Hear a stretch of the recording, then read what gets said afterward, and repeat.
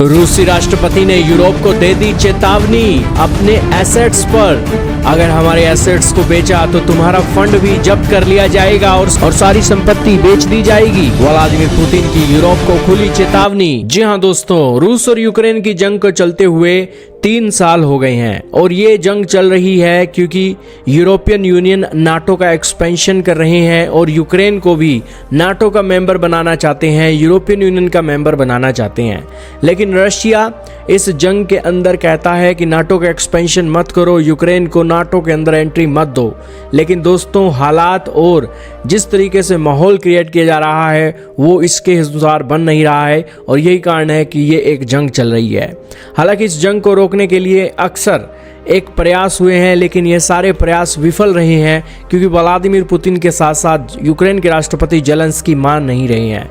Zelensky का कहना है कि हमारा हिस्सा रूस कब जा रहा है और दूसरी तरफ रूस कह रहा है कि यूक्रेन के अंदर वो पीछे नहीं हटेंगे क्योंकि यूक्रेन नाटो की तरफ ज़्यादा झुक रहा है और नाटो की एंट्री अगर यूक्रेन में हो गई तो उन्हें सिक्योरिटी का खतरा है।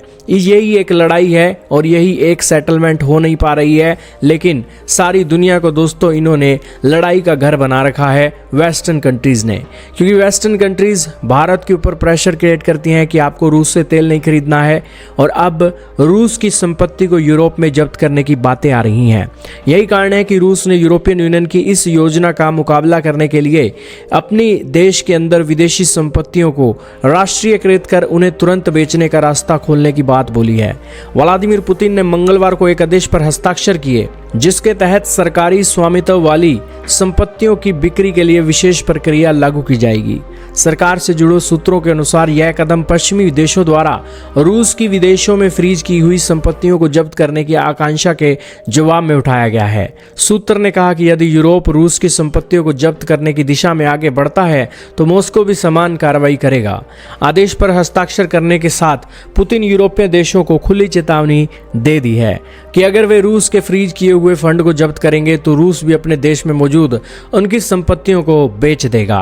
तो खैर दोस्तों, ये तो आने वाला वक्त बताएगा कि इससे किसको फायदा होता है, किसको नुकसान होता है।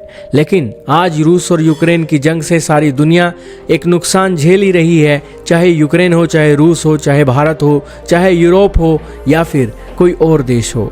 लेकिन आप इसके बारे में क्या कहेंगे, कमेंट में बताइएगा।